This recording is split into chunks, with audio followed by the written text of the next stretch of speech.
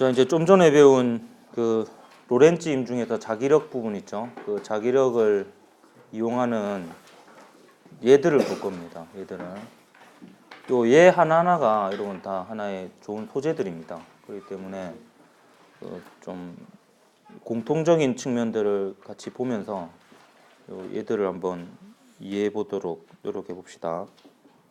우선 직류 전동기를 이제 드디어 정확하게 설명을 할 수 있습니다. 직류 전동기를 물리원에서는 대충 하고 넘어갔죠. 왜냐하면 자기력을 안 가르쳐 주니까 정확하게 설명할 수 있는 방법이 없는 거예요. 여기서는 이제 정류자가 왜 필요한지, 그리고 이제 그 자기력으로 어떤 방향으로 이렇게 돌아가는지 이런 거를 설명할 수 있습니다. 여기 뭐 정류자가 있는데 그림이 잘못되어 있어요. 이 부분도 끊어져 있어야 됩니다. 지금 정류자가 보면 정류자를 정면에서 바라보면 이런 형태가 돼야 되거든요. 그래야지 이제 극이 바뀌어요. 근데 여기 좀 실수가 있었던 것 같네요. 여기는 좀 잘려져 있는데 여기도 잘라야 돼요. 그래서 그 저도 지금 방금 봤네요. 방금 봤고. 여기가 이제 브러쉬라는 부분인데, 그래서 여기 장난감 자동차 모터 보면 이제 이런 부분이 있거든요. 여기 가끔씩 구리스를 발라줘야 됩니다. 마찰이 일어나기 때문에. 윤활유. 제가 초등학교 4, 5학년 때 이거 장난감 자동차 가지고 많이 놀아가지고 이 부분 이게 이 윤활유를 발라줘야지 이게 마찰 개수가 작아져가지고 잘 돌아갑니다. 이게 오래 놔두면 윤활유가 점점 뻑뻑해지거든. 그래가지고 이게 직류 전동기의 단점이에요. 이게 정류자가 필요해가지고. 그래서 지금 여기 요 그림은요, 요거를 어디서 바라본 모습이냐면 요렇게 바라본 모습이에요. 그러니까 눈이 여기 있는 거죠. 눈이. 그래서 지금 요 부분 있죠. 요 부분이 이제 여기서 제가 까만색으로 칠한 요 부분이 됩니다. 요 부분. 실제로는 사실 정류자가 이렇게 같이 돌아가고 여기에 이제 그 뭐라고 해야 됩니까? 이게 브러쉬 부분하고 다이는 부분이 바뀌는 건데, 제가 좀 설명을 좀 편하게 하기 위해서 그냥 요 정류자 부분이 고정되어 있고 요 도선이 돌아간다라고 좀 생각을 할게요. 어차피 결과는 똑같습니다. 전극이 바뀌는 거죠. 요 끊어진 부분을 지나갈 때 전극이 바뀌는 겁니다. 그럼 요 상황을 이제 놓고 한번 보겠습니다. 지금 여기가 지금 플러스 극이고 여기가 마이너스 극이죠. 그러면 지금 이 그림의 상황을 그대로 그린 겁니다. 요 왼쪽 그림은 어떤 상황인지 알겠습니까? 그럼 여기가 플러스 그러니까 전류가 이렇게 들어가서 이렇게 갈 거 아니에요. 이렇게 흐르겠죠. 이렇게 흐르겠죠. 그럼 여민은 이제 지면을 뚫고 들어가는 방향이 되겠지. 이렇게 되니까. 그래서 여기서 전류의 방향이 이렇게 돼서 지면을 뚫고 들어가는 이런 방향이 됩니다. 그럼 여기로 쭉 들어가서 저쪽 너머에서는 여기로 가가지고 여기서는 뚫고 나오겠죠. 여기서는 전류가 뚫고 나오고요. 지금 전류의 방향을 얘기하는 겁니다. 요렇게 가서 이제 이쪽이 마이너스 극하고 연결되어 있을 거 아니에요. 그래서 제가 여기 파란색으로 표시한 게 마이너스 극입니다. 여기가 이제 전지의 플러스 극, 여기 전지의 마이너스 극이 결국 연결되어 있는 부분입니다. 그럼 전류가 이렇게 흐릅니다. 이렇게. 그러면요, 여기서 요 부분하고 요 너머 부분 있죠. 요 너머 부분은 이 대칭입니다. 대칭. 그래서 힘을 방향이 보면 영향을 안 주고 요 부분하고 요 부분만 이제 보면 돼요. 요 부분하고 요 부분만. 아닌가? 일단 요 부분하고 요 부분을 먼저 봅시다. 지금 방금 제가 생각해보고도 약간 헷갈리는데, 일단 요 부분이 받는 자기력의 방향하고 요 부분이 받는 자기력의 방향을 생각해 봅시다. 우리 좀 전에 배웠죠. 여기가 N극이고 여기 S니까 대충 자기장이 오른쪽 방향이라고 봅시다. 오른쪽 방향이라고. 그럼 자기장이 오른쪽 방향이고 전류가 여기는 뚫고 나오는 방향이죠. 그러면 이제 오른손으로 전류의 방향에서 자기장 방향으로 접어 보세요. 그러면 힘의 방향이 이 방향이 됩니까? 느껴지나요? 그럼 아래쪽은 어떻게 돼요? 밑으로 되겠죠. 왜냐면 반대 방향이니까. 그래서 얘는 이제 시계 방향, 이쪽에서 바라봤을 때 시계 방향으로 돌리는 돌림힘이 만들어집니다. 요거는 한번 살펴볼까요? 요거는 이쪽 방향으로 전류고 이쪽 방향으로 자기장이니까 이쪽으로 접어보면 이게 여기 오른 나사를 꽂고 시계 반대 방향으로 돌리니까 나오는 방향으로 힘을 받겠네요. 그죠? 여기도 나오는 방향으로 힘을 받고 저 반대쪽은 그 들어가는 방향으로 힘을 받겠죠. 근데 직사각형이니까 대충 길이랑 이런 게 다 대칭적이잖아요. 그렇기 때문에 이 부분이 받는 자기력은 회전하고는 관계가 없습니다. 그렇기 때문에 항상 이 부분만 회전하고 관계가 있어요. 그럼 이렇게 되면 일단 시계 방향의 돌림힘을 받습니다. 결과적으로. 근데 이게요, 플러스 극, 마이너스 극이 안 바뀌고 그대로 이쪽으로 가버리면 이게 요거 넘어가는 순간 시계 반대 방향으로 돌림힘을 받게 돼버려요. 전류의 방향을 안 바꿔주면. 그럼 이거 한 방향으로 못 돌아가는 거예요. 근데 얘가 이제 탁 돌아갔을 때 이게 극이 바뀌면은 이제 계속 시계 방향으로 돌림힘이 될 수 있습니다. 한번 확인해 볼게요. 그러면 이 빨간색 쪽이 전지의 플러스 극이고 파란색 쪽이 전지의 마이너스 극이잖아요. 그럼 이렇게 되면 이 플러스 극 쪽에서 전류가 이렇게 나오니까 전류의 방향이 이렇게 되겠죠. 이렇게 되고 여기서 지면을 뚫고 들어갈 겁니다. 들어가서 저 너머에서 쭉 들어가가지고 이렇게 해가지고 여기로 나오겠죠. 마이너스 극 쪽으로 가야 되니까. 그래서 여기서 전류가 나와가지고 이렇게 갑니다. 전류가. 그럼 힘의 방향을 구해봅시다. 이 지면을 뚫고 들어가는 방향이 전류의 방향이고 자기장 방향이 이 방향이에요. 이 방향이. 그럼 그 방향 전류의 방향에서 자기장 방향으로 오른손으로 접어보면 엄지가 향하는 방향이 어느 방향이 돼요? 여기서 예, 밑으로가 되죠.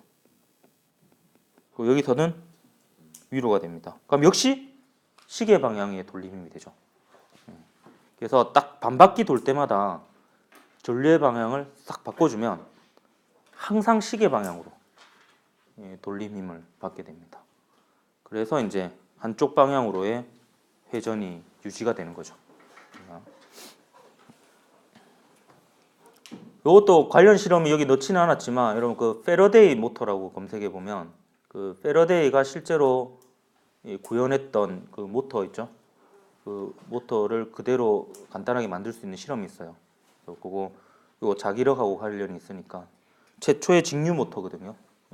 DC 모터, 다이렉트 커렌트 모터죠. DC. 이게 DC 모터입니다. DC. 다이렉트 커렌트. AC 모터는 이제 우리가 선풍기 같은 게 AC 모터인데 교류 모터입니다. 얼터너티브 커렌트 모터. 철자는 물어보지 마십시오. 예. 이게 가장 어찌 보면 기본적인 예입니다. 로렌츠 힘에서. 그래서 속도의 방향하고 자기장의 방향이 딱 수직인 경우, 여기서 한번 생각을 해볼까요? 여기가 이제 속도의 방향이고요. 양전하라고 생각을 합시다. 그다음 지면을 뚫고 들어가는 방향으로 자기장 방향이 있어요. 그럼 또 역시 오른손하고 오른손 그 바닥으로 그 속도 방향에서 자기장 방향으로 접어보면 엄지가 향하는 방향이 이 방향이 되죠. 항상 그 방향이 됩니다. 해보면은 돌면서 해보면은 그렇기 때문에 이 경우에는 자기력이 구심력이 되는 등속 원운동을 하게 됩니다. 그래서 요 식이 어째 보면은 요 자기력에 대한 예제 모든 예제의 기본 식이 되는 식이 됩니다. ma 꼴 f입니다. 근데 f가 자기력인 거예요. f가 우리가 배웠죠. 구심 가속도가 r분의 v 제곱이죠. 요거 쓴 거는 지금 제가 ma를 한 겁니다. ma 꼴 f. 근데 여기는 v하고 b가 수직이니까 사인 세타가 1이죠. 그래서 얘는 그냥 Q, V, B 이렇게 됩니다. 그래서 요 식을 좀 분석을 해볼게요. 식을. 요거 조금 응용하면 입자 가속기가 됩니다. 좀 응용하면. 자, 여기서 그냥 이 식 그대로 해서 반지름을 구해볼게요. 반지름. 그냥 반지름에 대해서 정리하는 거예요. 그러면 식이 어떻게 되냐면 QB분의 MV가 됩니다. MV.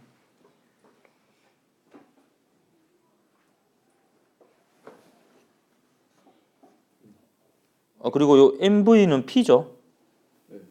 예, 또 P에 대해서 정리하면 P는 QBR이 되고요. 뭐 이거는 근데 외울 필요는 없으면 저도 이 식을 안 외웁니다. 왜냐하면 그 뉴턴의 제2법칙 쓰면은 뭐 다시 구할 수 있기 때문에 굳이 뭐 외울 필요는 없어요. 근데 이것도 중요한데 이게 중요합니다. 주기요. 주기. 주기를 구해보면 주기에는 좀 특징이 있습니다. 일단 구해볼게요. 주기는 어떻게 구하냐면 여기 원운동이잖아요. 그래서 속력분의 한 바퀴에 해당하는 길이 하면 한 바퀴 도는 데 걸리는 시간, 즉 주기가 됩니다. 얘가 V분의 2 파이 R 이렇게 씁니다. 2분의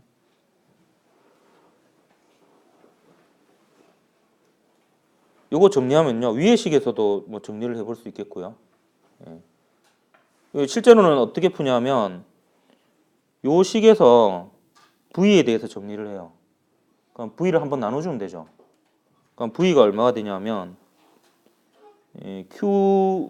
QBR 나누기 M 이렇게 됩니다. 맞습니까? 네. 요거를 요 V 그러니까 요거를 여기다 집어넣어줘요. 그러면 신기하게 R이 날아갑니다. R이 날아가고 식이 어떻게 되냐면 QB분의 2파이 M이 됩니다. QB분의 2파이 M. 그래서 이 주기가요, 신기하게 뭐하고 관계가 없냐 하면 이 주기의 특징이 V하고도 관계가 없고요. R하고도 관계가 없습니다. 요게 사이클로트론의 기본 원리가 됩니다. 사이클로트론의 속도를 점점 증가시키면요. 속도를 점점 증가시키면 지금 어떤 입자를 전하량이 Q인 어떤 입자를 자기장이 B인 균이란 자기장이 있는 공간에 입사를 시켜요. 그러니까 그 질량도 안 변하잖아요. 근데 제가 어떤 조치를 취해서 얘 가속을 시켜서 속도를 점점 증가시킵니다.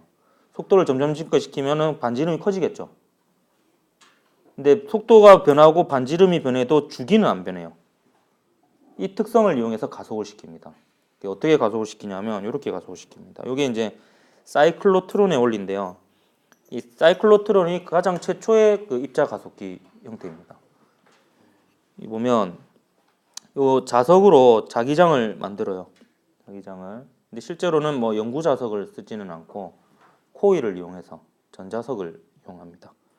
그러니까 전기가 많이 되는 겁니다. 여기 D자형 금속 상자가 있고요. 여기 고주파 전원이 있습니다. 이제 이 부분만 따로 위에서 본 모습을 그릴 거예요. 그러면 이렇게 됩니다. 과정은 이렇게 됩니다. 사실 이 그림이 제가 마음에 좀 안 들어가지고 다른 그림으로 하려 하다가 그래도 이게 그나마 좀 깨끗해가지고 했는데 사실 얘를 여기 놔두면 안 되고 여기 놔둬야 돼요. 이렇게. 그리고 이제 요 사이에 이제 전압을 걸어줍니다. 근데 얘가 교류 전원이에요. 그래서 전압을 걸어주면 전기장이 이쪽 방향이 되었다가 이쪽 방향이 되었다가 이쪽 방향이 되었다가 이쪽 방향이 되었다 바뀝니다. 바뀌는데 그 주기를 요 식에서 나온 요 주기로 맞춰줘요. 그러니까 여기에 입사하는 입자 이게 이제 요 책에는 양성자라고 얘가 나와 있는데요. 그러면 양성자의 전하량하고 요 입자 가속기 장치의 자기장 있을 거 아니에요. 요거는 양성자의 질량이 됩니다. 그럼 얘가 반지름이 얼마든 속도가 얼마든 주기는 안 변하는 거예요. 주기는. 그러면 요 주기대로 교류 전원을 넣어주면 얘가 적절하게 반바퀴 돌 때마다 전기장의 방향을 바꿔줍니다. 그래서 얘가 처음에 가속이 되어서 반바퀴 돌았잖아요. 그동안에 교류 전원의 전압이 뒤바뀝니다. 그래서 처음에는 전기장이 이 방향이었는데 얘가 반바퀴 돌아서 반주기가 지나면 교류 전원의 주기도 반주기가 지나서 전기장 방향이 뒤바뀌어요. 근데 얘가 또 가속이 되니까 속도가 증가했죠. 속도가 증가하니까 반지름이 커집니다. 이게 이 식이죠. 예, 속도가 증가하니까 반지름이 커지죠. 예, 속도가 증가해서 이 반지름이 커진 다음에 반바퀴를 돌아도 어차피 이렇게 반바퀴 도는데 걸리는 시간이나 이렇게 반바퀴 돌리는데 걸리는 시간이 똑같아요. 그럼 그 사이에 또 얘가 전기장을 걸어줘요. 전기장을 반대 방향으로 걸어줍니다. 그럼 또 가속이 됩니다. 그럼 또 속도가 또 증가하죠. 그럼 반지름이 또 커져요. 하지만 주기는 안 바뀌어요. 그 사이에 또 교류 전원은 전기장의 방향을 바꿔줍니다. 이게 반복이 되면서 점점 속도가 증가하는 겁니다. 반지름이 커지고. 그래서 이제 이 속도가 빠른 입자를 만들어낼 수가 있는 겁니다. 그러면 요 사이클로트론으로 얻어낼 수 있는 전자의 운동 에너지는 얼만큼 얻어낼 수 있느냐? 이것도 계산을 할 수 있습니다. 이 운동 에너지는 2분의 1 mv 제곱인데 운동량으로 나타내면 2m분의 p 제곱이잖아요. 근데 p는 아까 또 여기서 구했죠. 이렇게 이게 괜히 구한 게 아닙니다. 이런 것 때문에 구한 겁니다. p는 qbr이잖아요. 그럼 여기다 집어넣어요. 그러면 2m분의 qbr입니다. 근데 이거는 입자에 의해서 결정이 되는 거잖아요. 그러면 요 사이클로트론의 성능은 자기장이 클수록 반지름이 클수록 성능이 좋은 거예요. 그래서 클수록 성능이 좋은 거고 초전도 자석을 넣고 이렇게 하는 겁니다. 근데 지금은 사이클로트론을 쓰지 않습니다. 왜 안 쓰느냐? 요거 보세요. 이 모양 보세요. 자기장을 여기 다 걸어줘야 돼요. 면에다가 자기장을 걸어줘야 돼요. 초전도체 엄청 들어가겠죠. 그러니까 이제 사이클로트론은 덩치를 키우는데 한계가 있습니다. 그렇기 때문에 싱클로트론을 쓰는 거예요. 싱클로트론은 이제 원이 한 개인 거예요. 그러니까 싱클로트론은 특징이 뭐냐? 이 반지름을 유지시켜줘야 됩니다. 반지름을. 그럼 어떻게 해야 되냐면요. 속도가 증가해도 반지름이 유지되려면 자기장도 절묘하게 같이 증가시켜줘야 돼요. 속도하고 비례해서. 그렇게 하면 싱클로트론이 됩니다. 그러면 유리한 점이 뭐냐? 원 궤도에만 자석을 놔두면 되잖아요. 그러니까 더 크게 만들 수 있는 겁니다. 예. 이게 올해 카이스트에서 물어본 질문입니다. 싱클로트론이 뭐냐? 대답하기 어렵겠죠. 그래서 이제 추가 질문으로 바꾼 게 원운동이 뭐냐 물어본 거예요. 그거는 대답할 수 있어야지. 원운동이 뭐냐? 그러니까 자기장 속에서 이렇게 입사되면 어떤 운동을 하느냐 뭐 이런 것들을 물어봤다고 하네요. 그래서 이제 싱클로트론은 교과서에 안 나오지만 이런 식으로 유추해 볼 수 있습니다. 이제 싱클로트론이 있는 이유는 사이클로트론의 구조상 크게 만들면 자석도 크게 만들어야 되거든요. 면적이 엄청나게 증가해 버립니다. 그렇기 때문에 이제 자석 때문에 싱클로트론을 만드는 거예요. 그래서 근데 사이클로트론은 쉬웠던 점이 뭐냐면 이게 뭐 이것도 진동수가 일정하면 되고요. 그러니까 뭔가 다 일정해요. 그러니까 뭔가 한 번 만들면 쉽게 다룰 수가 있는 좀 그런 부분이 있습니다. 단순하죠, 그냥 구조가. 그런 이제 특징이 있습니다. 이해하니까 되게 신기하죠.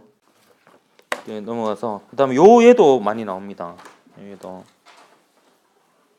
그러니까 면접 문제에서 이런 것도 많이 물어봤어요. 이렇게 나선 운동이 되는 상황을 딱 얘기해주고 무슨 운동을 할 것이냐 설명해봐라. 뭐 이런 거예요. 그러니까 이거는 이제 자기장이 오른쪽으로 있는데 이게 자기장하고 수직 방향으로 초기 속도가 있었으면 그냥 원운동합니다. 원운동하는데 이번에는 이제 비스듬하게 쏘는 거예요. 비스듬하게. 그러면 어떻게 하면 되냐? 역시 또 축으로 나눠버리면 됩니다. 예. 자기장하고 나란한 방향하고 자기장하고 수직인 방향. 그럼 자기장하고 나란한 방향은 자기력을 안 받잖아. 그러니까 요 방향으로는 등속 운동이야. 근데 요 속도 성분에 의해서는 원운동을 하는 겁니다.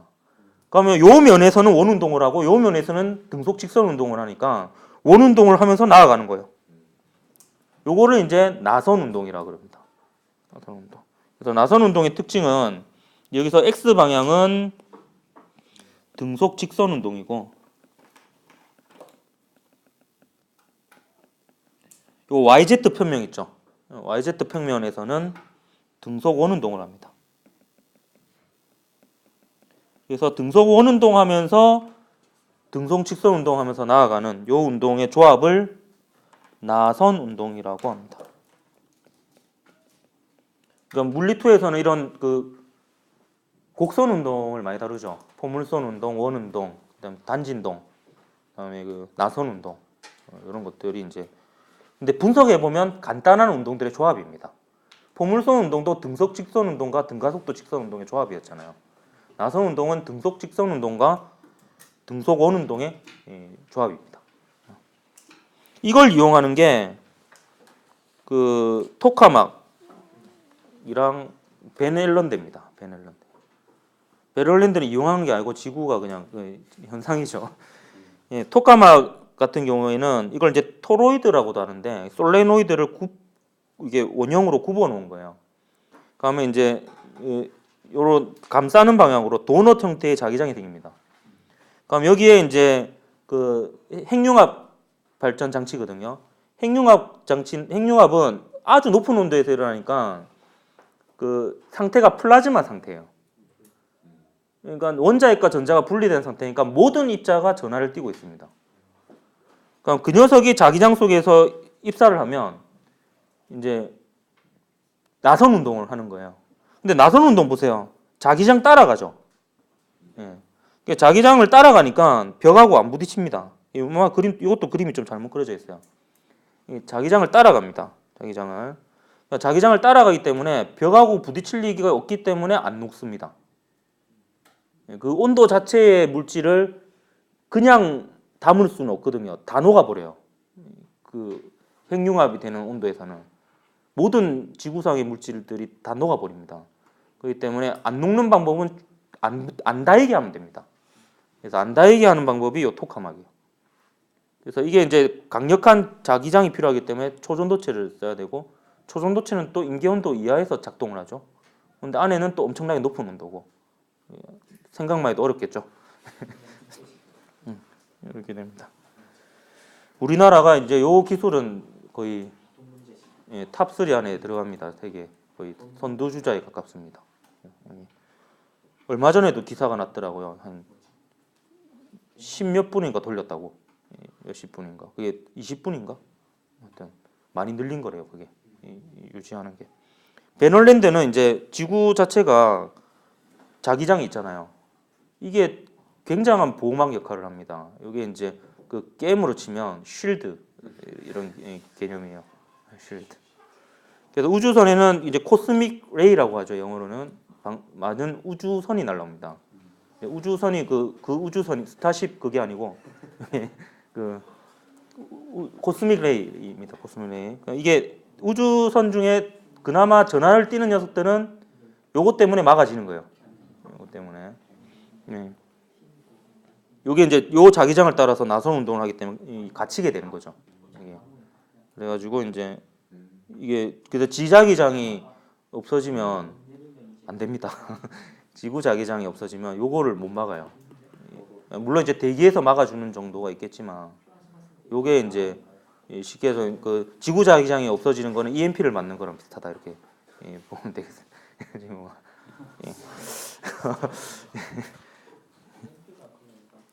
너무 아재적이나 스타워는 잘 모르나? 그다음에 요 홀 이펙트라는 게 있는데 이제 요것도 이거는 결과적으로 이제 도선 내의 전하 운반자가 실제로 양전하가 전하를 운반하느냐 음전하가 전하를 운반하느냐를 확인했던 실험입니다. 실제로는 전자가 움직이잖아요. 그걸 이제 확인했던 실험입니다. 되게 신기했던 실험인데 이렇게 됩니다. 즉 왼쪽 오른쪽은 똑같은 회로입니다. 여기 도체판이고요. 직사각형 형태의 도체판이고 전지를 똑같은 방향으로 연결했습니다. 근데 가정을 하는 겁니다. 만약에 전화 운반자가 양전하라면, 만약에 전화 운반자가 음전하라면 이렇게 움직이겠죠. 똑같이 전류의 방향은 이 방향입니다. 그럼 얘가 받는 자기력의 방향을 생각을 하는 거예요. 그럼 얘가 한쪽으로 쏠리면은 전하가 그쪽에 몰리게 되니까 전위 차이가 생기게 됩니다. 그러니까 이쪽 면과 이쪽 면의 전위 차이를 재가지고 전위가 어디가 높으냐를 재서 어느 전하가 실제로 전하를 운반하는지를 찾는 거예요. 한번 해볼게요. 만약에 양전하라면 어떻게 일어나느냐예요. 그럼 지금 지면을 뚫고 들어가는 방향으로 자기장이 있습니다. 그러면 양전하가 이제 이쪽으로 움직여요. 요 방향으로, 요 방향에서 자기장 방향으로 접어봐요. 접어보면 엄지가 향하는 방향이 오른쪽 방향이죠.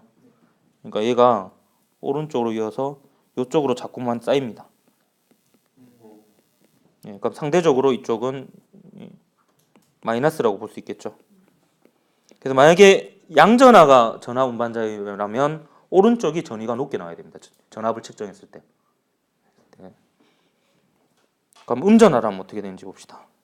음전하면 얘가 속도의 방향이 위쪽 방향이고 자기장 방향이 아래쪽 방향이죠. 그럼 속도의 방향에서 자기장 방향으로 오른손을 접으면 엄지가 어디를 향해요? 왼쪽을 향하는데 조심해야 될 거는 음전하죠. 그러니까 최종의 마지막으로 방향을 틀어줘야 됩니다. 마이너스니까. 그러니까 얘도 방향은 똑같죠. 신기하게 이쪽으로 힘을 받습니다. 오른쪽으로 힘을 받아서 이쪽으로 간다 이 말이에요. 오른쪽으로 힘을 받아서. 그래서 여기 쌓입니다. 그래서 이렇게 되는 거죠. 그러니까 만약에 음전하가 전하를 운반한다면 왼쪽이 전위가 높게 측정돼야 됩니다. 근데 실제 실험 결과, 이게 실험 결과입니다. 그래서 전하를 운반하는 녀석의 부호는 음이다라는 것을 밝힌 실험이 홀 효과, 홀 이펙트 실험입니다. 되게 신기하죠? 그래서 되게 머리가 되게 좋은 것 같지 않습니까? 이걸 이용해가지고 눈에 보이진 않지만 전화 운반자가 음전하라는 걸 발견을 했습니다. 그래가지고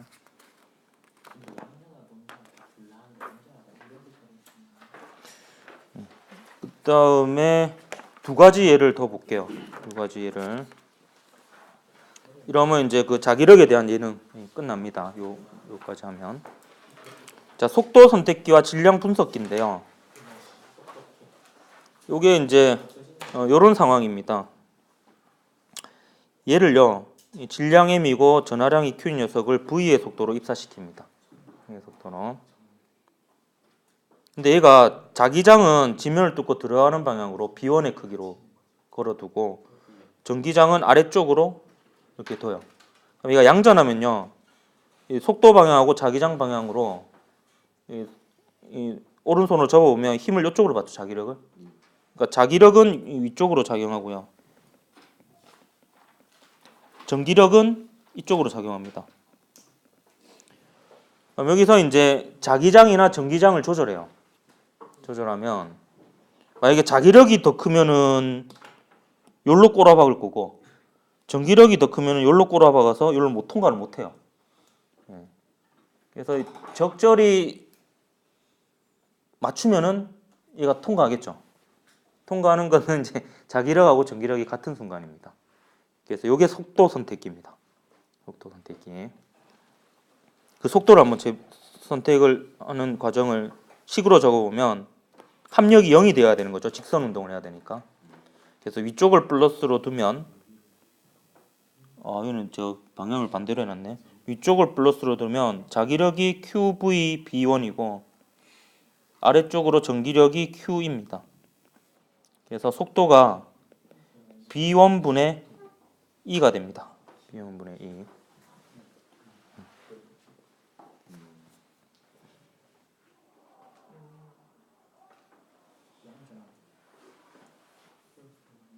그래서 이건 거꾸로 얘기하면 우리가 그 입자의 속도를 모르더라도 자기장하고 전기장의 크기가 얼마인지 알면 입자의 속도를 알 수 있게 됩니다. 입자의 속도를. 속도 그 못 잴 거 아니야. 그 전하가 얼마나 작은데. 그죠? 그래서 이렇게 잴 수 있습니다. 그럼 질량 분석기는 이제 아까 했던 내용이랑 똑같습니다. 이게 결국에 원운동 할 거 아니에요. 원운동. 속도의 방향하고 자기장의 방향이 수직이죠. 그리고 이쪽으로 자기력을 받을 거기 때문에 이렇게 원운동을 합니다. 그래서 결과적으로는 요 원의 반지름을 재가지고 그 질량을 측정합니다. 그래서 질량 분석은 이제 원운동의 방정식을 세우면 됩니다. 그래서 mr 분의 v의 제곱은 v는 이제 b1분의 1라고 우리가 알 수 있잖아요. 이거는 qv b2가 됩니다. 그래서 m은 얼마가 되냐면 요 정리하면 됩니다. m에 대해서 v분의 q b2 r이 됩니다. 그래서 여기서 실제로 재는 거는 r입니다. r. v는 요걸로 해서 재고요. q는 우리가 대상할 입자 관찰해야 될 대상의 입자의 전하량 q는 이미 알고 있을 거 아니야. 양성자면은 양성자의 전하량이 될 거고. 그 b2는 이제 실험 장치에서 조절하는 거죠. 그때 r을 재면 r이 클수록 질량이 크다라는 걸 알 수 있겠죠. 그리고 정확히 질량이 얼마인지도 계산을 할 수 있을 겁니다. 이런 식으로 이제 입자에 대해서 연구를 합니다. 입자의 질량을 이렇게 잴 수 있습니다. 그래서 입자의 질량은 이렇게 재고요. 그 톰슨이 그 건포도 모형 낸 사람 있잖아요. 그 사람이 전자의 발견자이기도 하거든요. 그 사람이 원자 모형을 제시한 이유가 본인이 전자를 발견했으니까 그걸로 원자 모형을 만들어 본 겁니다. 그거를. 그래서 그때 자기가 발견한 전자를 이제 건포도로 만들어 버린 거죠. 그래서 이 사람이 측정했던 비전하 측정 실험이 로렌츠임하고 관련이 있습니다. 결국에 QVB랑 QE 요거하고 관련이 있거든요. 비전하는 뭐냐면 질량분의 전하량을 측정한 거예요. 그래서 이 이후에 이제 밀리컨이라는 사람이 그 기름방울 실험을 해가지고 정확히 이제 전자의 질량을 구했습니다. 전자의 질량을 구했다는 건 결국에 전자의 전하량을 구한 거랑 같은 거예요. 왜냐하면 이게 비전하를 알고 있었으니까, B를 알고 있었으니까. 그래서 요 했던 실험을 가지고 이 분석을 해볼 건데요. 비전하를 구하는 과정이 두 가지 방법이 있습니다. 그래서 제가 두 가지 방법을 다 설명해 줄게요. 이게 위에 있는 게 약간 어렵게 구하는 과정이고요. 밑에 하는 게 좀 더 간단해 보이죠? 두 줄만에 끝나죠? 그래서 두 가지를 다 해볼게요. 일단 실험 장치는 이렇습니다. 아까 위에 했던 내용하고 되게 유사합니다. 여기에 전압 V가 전이 차죠. 그래서 단위 전하당 포텐셜 에너지 차이잖아요. 여기 전압 V를 걸어줘서 여기 필라멘트에서 열이 방출되게 합니다. 열이 방출되게. 열을 내게 하는 거는 요 녀석이에요. 이게 절묘하게 어떻게 조절하는지 저도 잘 모르겠는데 이게 겨우 방출되게 한 다음에 그럼 방출돼서는 속도가 거의 0이겠죠. 그 상태에서 이제 전압 V를 걸어주면 얘가 QV만큼 에너지를 가질 거 아니에요. QV만큼. 지난 시간에 전이 얘기했었죠. 그래서 결국에 여기에 전자의 에너지가 0이었고 여기에서 전자의 에너지가 K면은 K 빼기 0이 QV가 됩니다. 이때 Q는 E가 되겠죠. 이거는 지금 이거는 두 번째 간단 버전에 해서 할 때 얘기인데 일단 미리 한번 해봤고요. 어쨌든 얘가 이제 요 두 번째 부분을 통과합니다. 여기는 전부 다 진공입니다. 안쪽은. 왜냐면 전자가 움직이는데 뭔가 부딪히면 안 되니까 최대한 진공을 놓고 합니다. 여기 아까 그 속도 선택기하고 비슷한 장치입니다. 속도 선택기하고 요게 이제 들어가는 방향으로 자기장을 걸어줄 수 있는 장치가 있고 아랫 방향으로 전기장을 걸어줄 수 있는 장치가 있습니다. 그러면 이제 그 전자가 이렇게 움직이니까요. 전자는 음전하죠. 그렇기 때문에 V하고 B 방향으로 꺾어 보면 이쪽으로 향하니까 전자는 이쪽으로 자기력을 받습니다. 이쪽으로 자기력을 받고 이쪽으로는 전기력을 받아요. 그래서 요거에 따라서 이제 어디로 갈지 정해지는 거죠. 근데 첫 번째는 어떻게 하냐면은 자기장을 꺼요. 자기장을 끄고 그 전기장만 걸어줍니다. 전기장만 걸어줘서 뭐를 재냐면요. 얘가 이렇게 휘어서 이렇게 갈 거 아니에요. 근데 여기 나온 이후부터는 직선 운동을 할 거거든. 그럼 여기서는 사실 포물선 운동을 합니다. 포물선 운동. 포물선 운동을 하는데 어차피 수평 방향 성분은 안 바뀔 거고요. 수직 방향 성분만 바뀌겠지. 그리고 전기장만 걸려 있으니까 MA 이꼴 전기력이 됩니다. MA 이꼴 전기력. 그래서 등가속도 직선 운동식으로 Y를 구할 거예요. Y를. 그 과정을 먼저 보면은 전기장만 걸려 있을 때 뉴턴의 제2법칙이 MA 이꼴 QE가 됩니다. 근데 Q는 기본 전하량이니까 이렇게 되고요. 그 다음에는 제가 복잡하니까 빈칸으로 안 해놨습니다. 그래서 여기서 이제 가속도는 그럼 n분의 2가 되죠. 예, 2. 그래서 n분의 2 이게 가속도죠. 가속도고 시간의 제곱에는 v분의 l이 들어갔는데 시간에는 요게 l입니다. l이고 처음에 우리가 속도를 안다라고 가정을 했을 때 그 속도 v는 수평 방향 속도 성분이고 그건 안 변하죠. 포물선 운동의 특징이죠. 그래서 얘가 여기서부터 여기까지 가는데 걸리는 시간은 수평 방향 속도분의 수평 거리입니다. 그래서 v분의 l이 들어간 거예요. 2분의 l. 그래서 y는 2분의 1에 n분의 2의 v분의 l 전체의 제곱 이런 식으로 됩니다. 예. 지금 뭐 하고 있는지 일단 까먹고 있죠. 지금 이쯤 되면은 나는 누구 여긴 어디 뭐 이렇게 되는데. 이게 신기하게 나중에 하여튼 이게 n분의 2가 구해집니다. 이게 그 과정을 한번 보여주는 거예요. 일단 두 번째는 이제 아까 속도 선택기랑 비슷한 원리예요. 이제 전기장하고 자기장을 걸어줘서 적절하게 걸어주면 얘가 직선 운동을 하게 됩니다. 그렇게 되면 합력이 0이 되죠. 합력이 0이 되는 이 상황을 놓고 보면 이 법칙을 써보면요. 이렇게 됩니다. 0은 EE 빼기 EVB 이렇게 되죠. 전기력하고 자기력이 같아집니다. 그러면 이걸로부터 속도를 계산할 수 있습니다. 속도. 수평 방향 속도. 아까 수평 방향 속도 그냥 V라고 뒀잖아요. 근데 V를 이제 실험 장치에서 조절하는 전기장과 자기장으로 표현할 수 있어요. 그래서 V는 B입니다. 그래서 요 녀석 B가 아니고 B분의 2입니다. 이거를 이제 여기다 집어넣는 거죠. 집어넣고 정리하는 과정은 제가 빈칸을 안 뒀습니다. 잘했죠? 예, 이래야 집에 빨리 갈 수 있기 때문에. 예. 그리고 나머지 그냥 놓고 정리한 거예요. 나머지 놓고 n분의 2꼴로 묶어내고 그러면 결과가 이렇게 됩니다. 이게 우리가 다 잴 수 있는 값이에요. 보면은 요거 잴 수 있죠. 얘가 이동 경로를 보면 그 전자선의 모양을 보면 y 잴 수 있습니다. 전기장하고 자기장은 우리가 실험에서 조절하는 거잖아요. L도 실험 장치 제작하면 L 얼마인지 알 수 있죠. 그러니까 이런 것들로 n분의 1을 구할 수 있습니다. 이게 이제 실제 버전이자 복잡 버전이고 그 다음에는 이제 간단 버전을 보겠습니다. 실제로 논술 문제가 몇 번 나온 적인데 전부 다 이 간단 버전으로 물어봤습니다. 간단 버전. 간단 버전은 이제 에너지와 MA 꼴 F로 푸는 겁니다. 에너지. 1에너지 정리와 여기 1에너지 정리죠. 그리고 MA 꼴 F. 아까 했죠.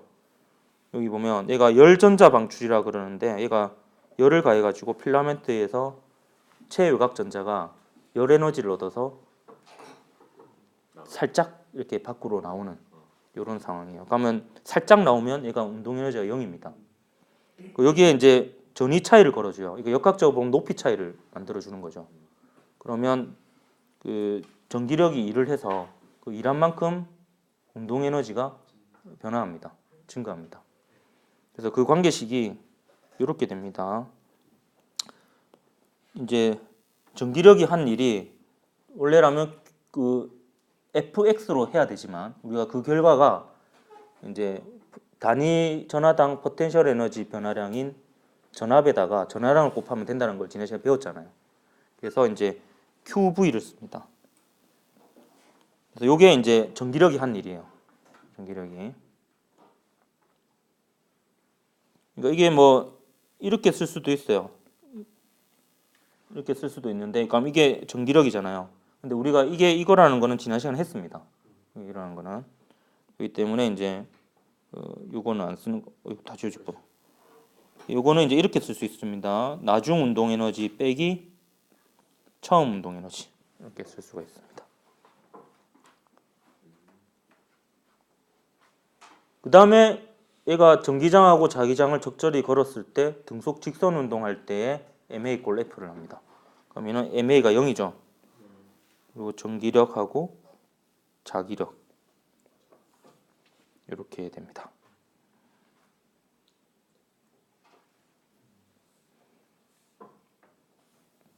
그럼 요 연립하는 과정은 같아요. 여기 E가 있고 여기 M이 있잖아요. 그럼 M을 넘겨서 N분의 1로 만들어주고요. 그 다음에 속도 대신에는 B분의 1을 만들어가지고 요 속도를 여기다가 집어넣어 줍니다.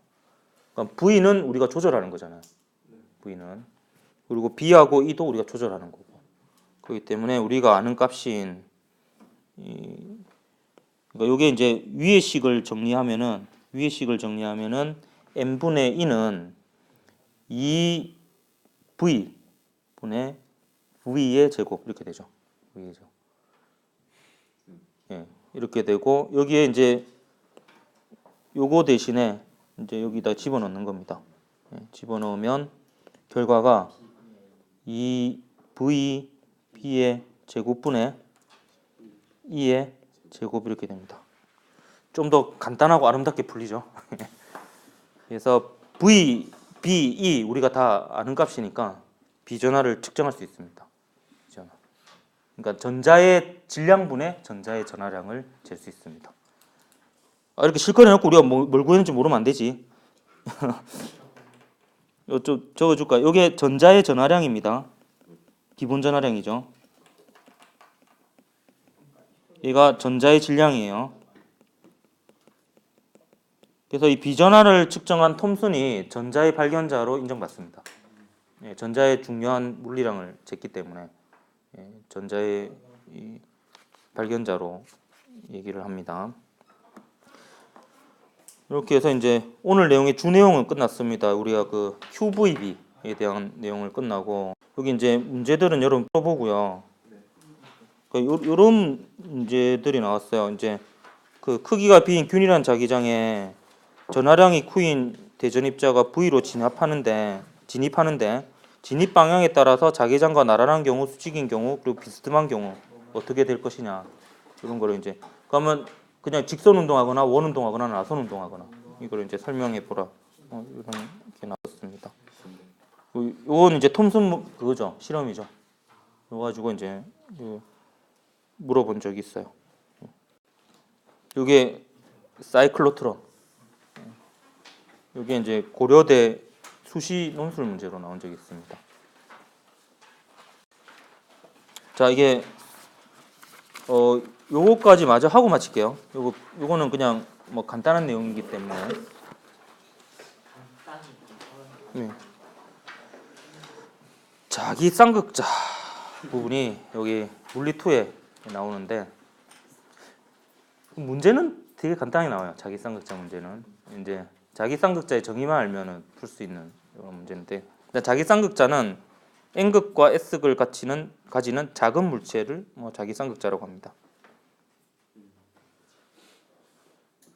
자석이에요, 그냥. 자기 쌍극자. 자기장과 나란해지려고 하는 돌림을 받습니다. 요게 이제 자기 쌍극자는 자기 모멘트라는 물리량을 가집니다. 그래서 이제 그 자기 모멘트라는 물리량은 이게 정인데요. 얘가 이제 닫혀 있는 고리 형태의 전류라고 생각을 하고요. 그러니까 이런 전류라고 생각을 하는 거예요. 그럼 자기 모멘트의 크기는 뭐냐면 이 전류에다가 단면적을 곱한 게 자기 모멘트의 크기입니다. 그래서 보통 뭐 이렇게 표기를 합니다. 보통 그 전류는 벡터라고 안 보거든요. 그렇기 때문에 보통 요 면에다가 벡터 표시를 해줍니다. 근데 요거는 이제 방향은 무슨 방향이냐? 오른손을 닫습니다. 전류의 방향으로 오른손 네 손가락을 감았을 때 엄지가 향하는 방향이 자기 모멘트의 방향이고요. 그 방향 쪽이 N극이 되죠. 그렇게 됩니다. 결국에 그 원형고리 도선이라 생각했을 때 원형고리 도선 내의 자기장 방향이 요 자기 모멘트의 방향이다. 이렇게 보면 되겠습니다. 그래서 크기는 뭐 IA 이렇게 됩니다. 이게 원이면은 I 곱하기 파이 R 제곱 이렇게 되겠지. 직사각형이면은 I 곱하기 뭐 L의 제곱 뭐 이런 식으로 될 거고. 정사각형이면 돌림 힘은 이게 자기 모멘트로 하면 좋은 게 돌림 힘이 그 자기 모멘트 곱하기 자기장으로 표현이 되어져요.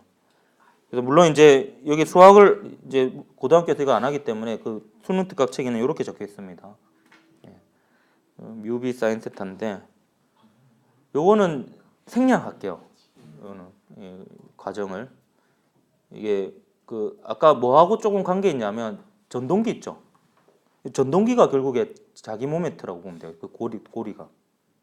근데 고리가 생각을 해보면 아까 한번 대략 떠올려 보십시오.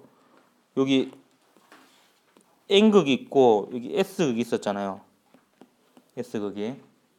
근데 얘가 요렇게 있을 때 이게 전류가 아마 이제 처음에 잠시만요. 제가 이게 요 어플이 화면을 되돌릴 수가 없더라고. 그래가지고 그 아까 몇 페이지고 전동기 있는 페이지가 50페이지예요. 그래서 아까 처음에 이렇게 있을 때 보면은 전류가 이렇게 들어가고 이렇게 됐었죠. 그다음에 이제 자기 모멘트의 방향을 해보면은 요게 이제 자기 모멘트 방향이 됩니다. 자기 모멘트 방향. 근데 자기장 방향이 요 방향이죠. 근데 아까 이때 힘을 이렇게 받았잖아. 이렇게 받아서 그러면 어떻게 해요? 돌림힘이 자기장과 나란한 방향이죠. 예, 나란한 방향이고 그 오른쪽 그림을 보면 역시 이렇게 되어 있는데 오른쪽 그림은 이렇게 되어 있고 전류가 지금 50쪽 같이 보고 있습니까? 전류가 이렇게 되어 있어요. 이렇게. 그럼 전류의 방향으로 여러분 그 전류의 방향으로 오른손을 감아 보면 자기 모멘트 방향이 어느 방향이 되노? 이 방향이 됩니까? 이 방향이 되고 자기장 방향이 이 방향이죠. 자기장 방향이. 근데 얘는 힘을 이렇게 받잖아요. 힘을 이렇게 받아서 결국에 이거로 가는 게 뭐예요? 지금 요 자기 모멘트가 자기장 쪽으로 가는 거죠. 자기장 쪽으로. 그러니까 이게 자기 모멘트로 보면 이게 자기 모멘트가 자기장 방향으로 나란해지려고 하는 방향으로 돌림힘을 받는다라고 계산을 할 수 있습니다. 그게 이제 아까 수학적으로 봤을 때는 자기 모멘트 곱하기 자기장 방향이 되는 거죠. 그러면 엄지가 이쪽을 뚫고 들어가는 방향이잖아요. 그러면 이제 요 시계 방향으로 돌림힘을 받는다 이런 뜻입니다. 이런 뜻. 그런 뜻입니다. 그래서 이게 지금 이 얘기를 왜 하고 있냐면은 원자들이 다 자석입니다. 그러니까 원자 자석들이 외부 자기장과 나란해지려고 한다. 이 얘기를 하려고 그러는 거예요. 원자가 매우 작은 자석이죠. 이거는 물리원에 나오죠. 그래서 이제 전자의 궤도 운동과 전자의 스핀에 의한 조합이 우리 거시적으로 나타나는 자석입니다. 그래서 근데 실제로는요, 이 중에 뭐가 더 크냐? 얘가 더 큽니다. 전자의 스핀에 의한 효과가요. 이게 더 크고, 그래서 이거는 얘기 안 할게요. 이건 너무 깊게 들어가니까. 결국에 전자가 이제 궤도 운동을 하니까 이제 닫혀 있는 고리 형태의 전류라고 볼 수 있고, 신기하게 전자 자체가 스핀이라는 물리량을 가져요. 그렇기 때문에 이제 전자 자체가 N극과 S극이 있는 결국에 자기 쌍극자입니다. 자기 쌍극자인데 실제로 자전을 하는 건 아니고 그건 비유적인 표현이고 어떤 N극과 S극이 있는 그 자기 쌍극자로 볼 수 있다. 이런 뜻입니다. 자성의 종류는 이것도 물리원에 있는 내용인데 물리2는 조금 추가되는 부분이 강자성체의 구조에 대해서 조금 더 자세하게 얘기를 합니다. 간단하게 우리 복습해보면 강자성체는 외부 자기장을 걸어줬을 때 강한 자성이 형성이 되고 N극과 S극이 강하게 생기고 외부 자기장을 제거하면 그 N극과 S극이 사라지지 않고 유지가 되는 게 강자성체입니다. 상자성체나 반자성체는 공통적인 측면은 외부 자기장이 걸어졌을 때 약한 자성을 띠게 되고요. 근데 외부 자기장을 제거하면은 자성이 사라지는 것도 공통적인 측면인데 강자성체하고 상자성체는 외부 자기장과 같은 방향으로 자기화가 되고 그래서 인력이 작용하고 반자성체는 외부 자기장과 반대 방향으로 자기화돼서 청력이 작용합니다. 근데 이때 강자성하고 상자성의 차이가 나는 이유는 뭐냐? 이게 자구라는 영역이 있어요. 자기구역인데 줄여서 자구라고도 합니다. 자구.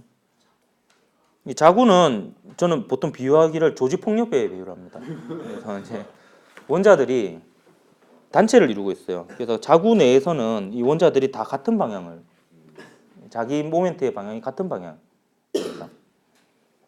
그래서 단체는 쉽게 와해되지 않잖아요. 그래서 얘가 외부 자기장을 걸어주면요. 예를 들어서 이쪽 방향으로 외부 자기장을 걸어줘요. 그럼 어떤 일이 일어나냐면 요 방향과 비슷한 방향의 자기 구역들이요. 주변에 있는 이 영역을 넓히는 거예요.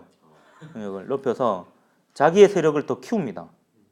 키워서 이제 이쪽 방향과 나란한 방향 성분이 더 커지는 거죠. 근데 그 상태에서 외부 자기장을 제거해주면 이게 단체이기 때문에 덩어리이기 때문에 잘 쉽게 안 없어져요. 이게 다 쉽게 안 바뀌어요. 그렇기 때문에 자기화가 유지가 됩니다. 근데 상자 정체는 이제 다 개별 활동을 하는 거죠. 예, 개별 활동을 하기 때문에 금방 또 왔다 갔다 합니다. 왔다 갔다. 그렇게 이제 설명을 합니다. 그래서 이 자기 모멘트와 자기 쌍극자에 대한 문제 여러분이 각자 풀어보고요. 다음 시간에 그 전자기 유도하고 교류 회로에 대해서 또 보도록 하겠습니다. 수고했습니다.